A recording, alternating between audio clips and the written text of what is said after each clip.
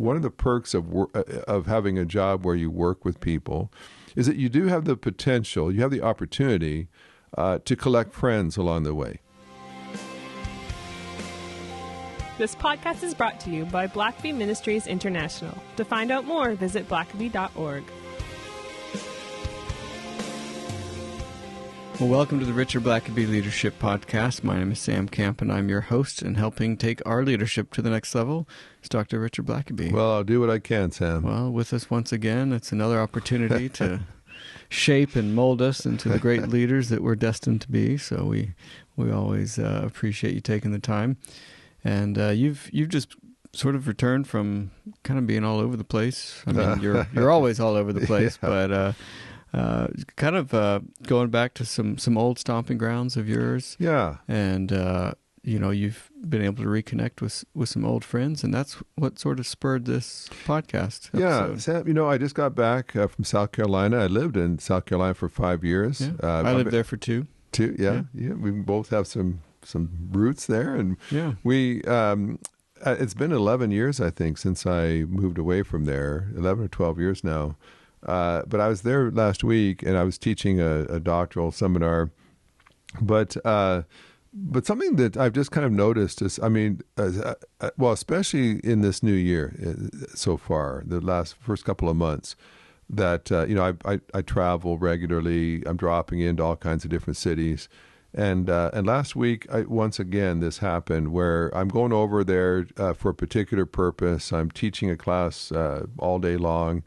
But as I'm going over there, I realize, I've got a number of really good friends over there, a number of people that I'd love to connect with again. And it can be a little challenging when you're teaching all day long at a seminar, in a seminar room, But so several evenings, after the class from the all day long, I connected up for dinner with some good friends and just had wonderful evenings, reminiscing and celebrating some things, and just laughing about events and things that had happened before. And really, as I was kind of looking at the first couple of months of this year, whether I've been in Texas or I've been in Tennessee or just South Carolina, wherever I've been, it just seems like there's people I know there and friends I know there, and people who've said, if you're ever in the area, please let me know. I would love to just have dinner with you and just kind of reconnect. And I literally have some cities I go to where I have to kind of just decide, okay, who am I going to connect? And I don't say this to mean that I'm just a big deal, that I just have lots of friends. This is not really about me. It's something I'm just realizing is that, I've been at it for a while now. I've been leading for a number of decades now. And I would call this one of the perks of leadership. One of the perks of having a job where you work with people is that you do have the potential, you have the opportunity to collect friends along the way. And I've worked in 2 different countries. I've lived in a number of states, a number of provinces over the years. And what's kind of interesting about Facebook, I know when it first came out, was so attractive, and it still strikes me, is that when you look at your Facebook friends or friends on other social media, you realize, like, I'll have posted something and I'll see a bunch of comments on it. It's probably a hilarious pun that I posted or something, and everyone wants to jump in and tell me how grateful they are that I have that sense of humor. But I'll post something and then I'll see someone commenting, and I realize I was in college. I was in university when I knew that person. I haven't seen them since I graduated from university. And then that person, that was someone that was in my church when I was a child, when I was just a little kid. And then, when I was in seminary living in Texas, that's when I knew that person. And, that person used to be in my church when I was a pastor in Winnipeg. And, that's a pastor I met when I was doing a conference in Florida years ago. And we still keep up. And you realize, and maybe just one thread of comments, that there's like a dozen different cities, a dozen different periods of my life where these people became my friend. And And you realize just over the course of living your life and doing what God calls you to do, that you have the opportunity to collect friends along the way. And I think I see that as a perk, in that it's one of the things that kind of adds seasoning to life. A life can often be hard. There can be a lot of work in life. There can be trials and difficulties. But one of the things that ought to be a bright spot in your life is the people that you have connected with, and not just work with, but that you have become friends with, that when you're around them, it lifts your spirit. I tell you, life is just difficult enough that we all need something in our life that lifts our spirit, that just makes us laugh. And sometimes, when I'm in a really stressful schedule, a lot of pressures, and all of a sudden I get to have dinner with a friend, and we start reminiscing about the good old days and some of the funny antics that we were involved in, and we start to laugh and just have fun and remember just the special memories that were made with those people. It lifts your spirit. It makes you realize life's not all bad. There's even in hard times, there's some things that are positive. Yeah. So how do you do that? Because I think some of that just came naturally for me. I'm probably right on the middle of the scale of extrovert and introvert. I could happily sit here in my study all week long and read books and write books and just be content. But I also get out and speak in front of 1,000 people and stand around, talk to people for an hour afterward. And so, for some people, collecting friends is a different experience than for others. Some, like my mother, just everywhere she went, she wanted to make a handful of new friends. And others, it's a little more daunting. But a couple of things I would just say about that, though, is we're all busy. We all have a life we have to do. We have work to do.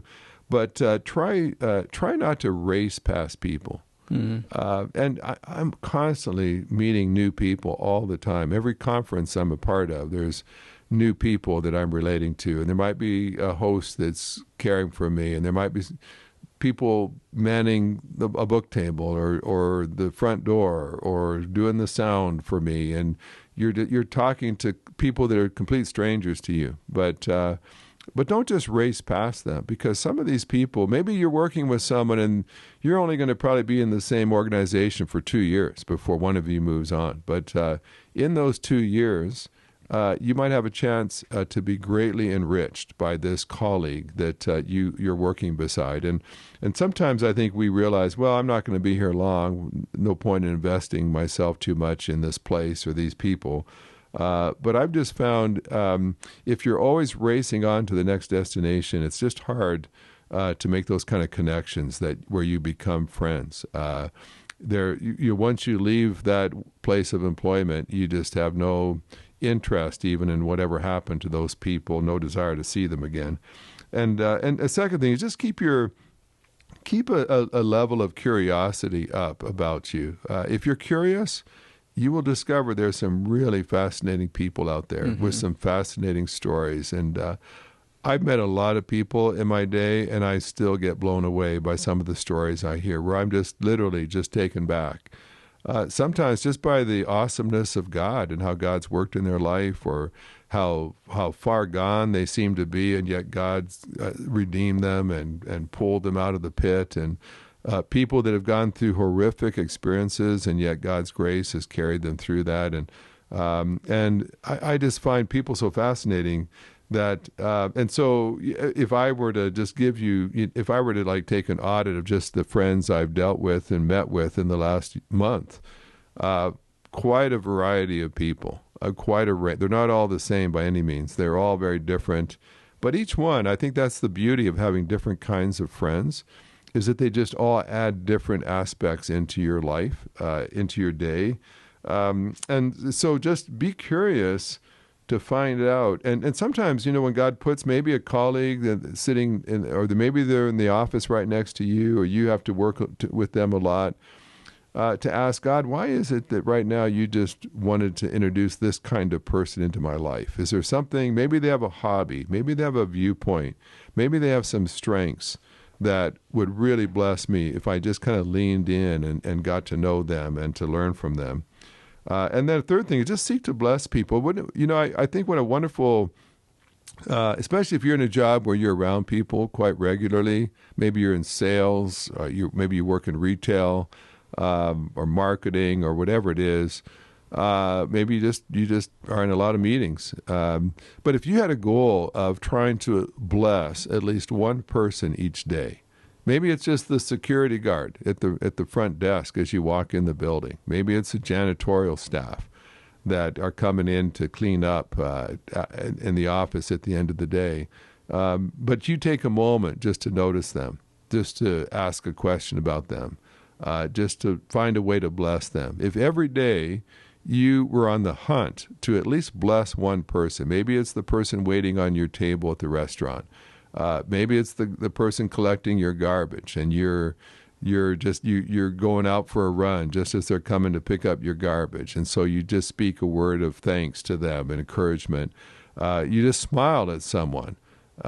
Maybe it's just you're getting off a plane and you reach up and grab someone's luggage for them that's too high for them to navigate, and you just find a way to bless them. You hold a door open for someone in a restaurant. You do something kind, and you see that smile on their face, and you realize this is just a very small thing, but I don't want to get through the day without being a blessing to somebody.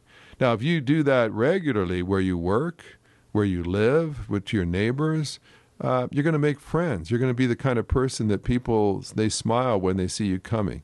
And you just invite them into a relationship with you. And so just to be that kind of, if you're the kind of person who always leaves a blessing, you're going to find that you're going to have some people that love being around you, and you're going to make memories with them. And so kind of along with that, just be the kind of person who builds people up.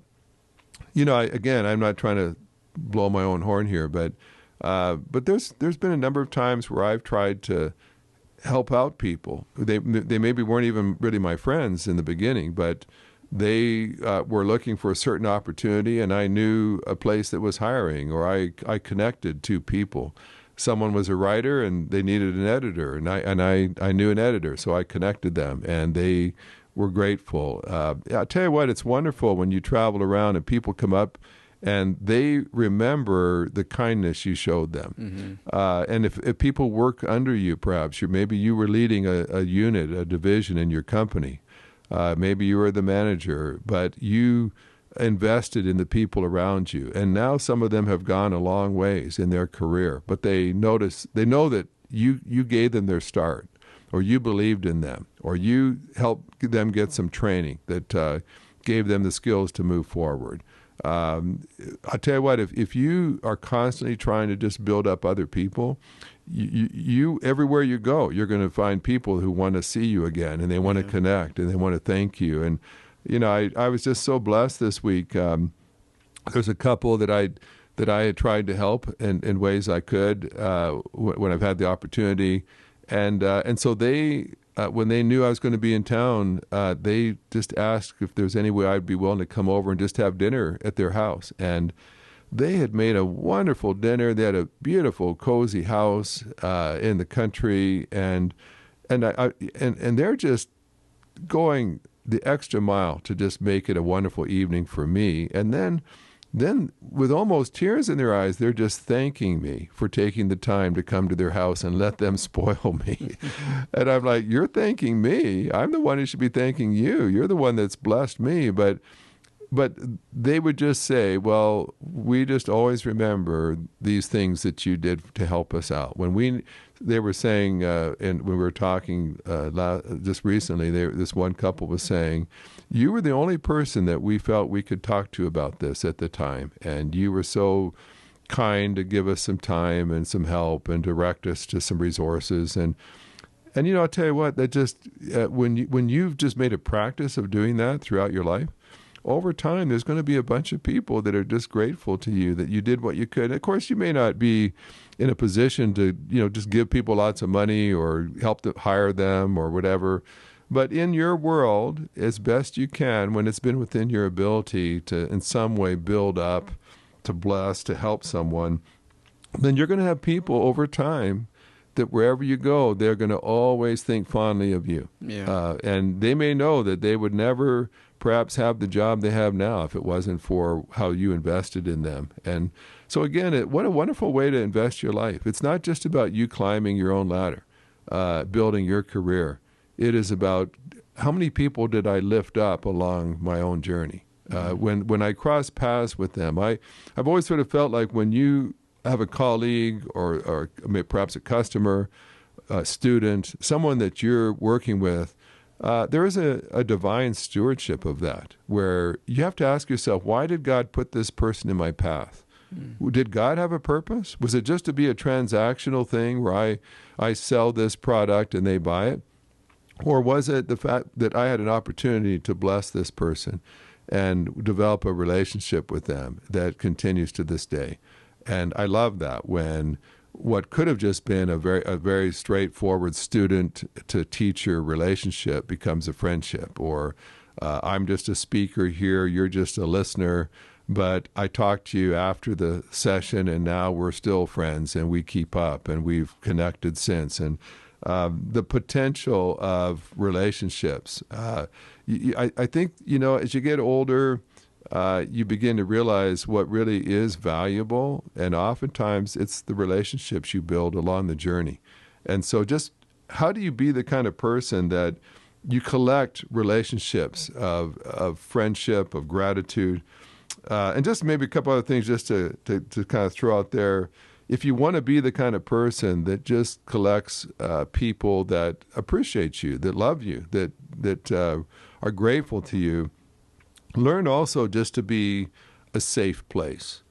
And I think this one couple that was talking to me recently, they were looking at a job change, and so they couldn't just go talk to their current employer because they might get fired at considering a job change, and they couldn't talk to a lot of people because they couldn't trust that word wouldn't get back to the wrong place. But they said that they saw me as a safe place. They knew that I wouldn't talk to anyone, I wouldn't divulge any of their personal details, and that I would try to give them wise counsel as best I could. And when you're a safe place, now a lot of people are not viewed as safe places. They're afraid they'll be condemned, they'll be misunderstood, they'll be betrayed, that confidential things might be divulged. But if you become a safe place, someone that people just trust, I think I can talk to you about this, Sam, and you'll hear me, you'll see me, you'll do what you can. You won't run off and start divulging this to other people that you care about me. Becoming that safe confidant, that safe advisor, that safe friend. I tell you what, over time you will bless a lot of people, and people will just recognize that you're that kind of person. And just kind of going along with that, just guard your tongue. If you want to have a lot of friends, put a filter over what comes out of your mouth. Yeah. There are some people who'd have a lot more friends if they just weren't so brash in what they say and so rude or thoughtless. If you're going to have a lot of friends, you're going to have to watch what you say. And I've had to learn sometimes the hard way. You say something comes out of your mouth just spontaneously, and you see the look of hurt or confusion or anger in the person, and you just think, why did I didn't need to say that. I could have said that so much more tactfully and more graciously, more humbly. Boy, I tell you, I've had some words I wish I could just kind of pull back into my mouth and say, we all do. I need to take another run at that one. Yeah. But if you want to be the kind of, because there are people too that they show up in town, and everybody who hears that they're in town remembers the wounds that they received from that person's mouth. Yeah. And they say, I hear so-and-so is going to be in the meeting tonight. Well, I may not bother to go because I've already heard all I want to hear from them. And then there's others, if they hear you're going to be in town, it's like, hey, I'd love to get on your lunch schedule, or just to say hi, just to be where you are. And much of that comes down to how you've used your mouth, how you've used your words. And And so just maybe last two things is just be kind, be thoughtful. I've told stories before about even people like Billy Graham. How do you become the kind of person where your colleagues choose to not just be your colleagues, but your friends for 60 years? How can you hire a staff that doesn't leave you for 60 years because they just like working with you? You just got to think, traveling around the world, being months away from home together, eating in restaurants and hotels and all that, just intensively being around people, and then not just having falling outs. There's just lots of stories about people like Billy Graham that people remember his kindness to them, his thoughtfulness.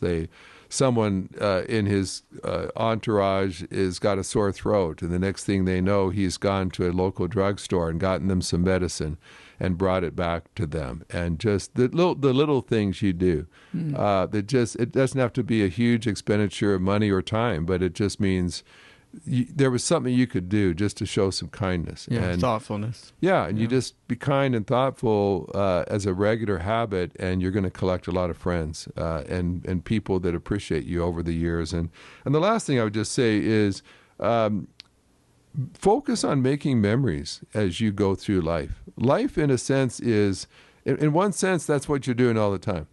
There's lots of things we're going to do today and this week that I'm sure we'll forget. 5 years from now, 1 year from now, we'll forget a lot of what we did today because it wasn't memorable. It was just ordinary. But then there are those moments where you get to share a memory with someone. I've done some of this with certainly with my family, and I've traveled a lot with the vice president of our ministry, Rick Fisher. And we've had some wonderful laughs and wonderful memories just because we've had to spend a lot of time together on the road. And you do something, sometimes when you've been on the road a while, you get a little giddy and silly. But you find someone you can let your hair down with, and you have some good laughs, and you make some fun memories. And there's some people that every time I'm with them, we recall the memories that we made together. And so, it's not just about transactional. I need this service from you. I need, Sam, I need you to record this and do this work. Sometimes in your jobs you have to do that. But what's really meaningful is the memories you make. When did we just laugh until we had tears coming down our faces? When did we have an experience that 5 years from now we're still laughing about those? And I think that's, if you go through life looking for memories, making memories with people, not just using them, not just getting work done from them, but making memories with people. That's what I think makes friends. When you have fond memories between two people, I think you become friends, and now you have these memories that bring joy as you remember them, and that makes it a special relationship with that person. And so, years ago when our kids were young, I was busy, I was working too much, I was away too much, and my wife just kept saying, "We've got to make memories with our kids while they're young," and that was true, and because now, like, my adult children remember things we did when they were just little kids. And that's what makes a family, is to share memories. And I think in a lot of ways that's the same for friendships. It's a different kind of memory. It's not like we're family. We don't necessarily spend Christmas mornings together, but in the course of our working together, traveling together, officing next to each other, we had those special moments over the years that will not be forgotten. And so I want to just encourage our listeners today, especially if you've got people that you work with, that you go to church with, that you may not always live in the same town, you may not always work for the same company, but while you do, look to make some memories that you can share together, make some friends while you're there. And even though you may leave that place, you're going to have a trail of friends all over the country, all the places you've been over the years, that I think will enrich your life and build a network of friends that everywhere you go, you've got someone who appreciates who you are and what you've meant to them. Yeah. Well, it's great to be able to collect friends throughout the years. So thanks for that reminder, Richard. Thanks for listening to the podcast. If this is something you enjoyed, it really makes a difference if you leave a review and a 5-star rating on Apple Podcasts or wherever you listen. Don't forget to subscribe and share with your friends. We always love hearing from our listeners, so email us at podcast@blackaby.org.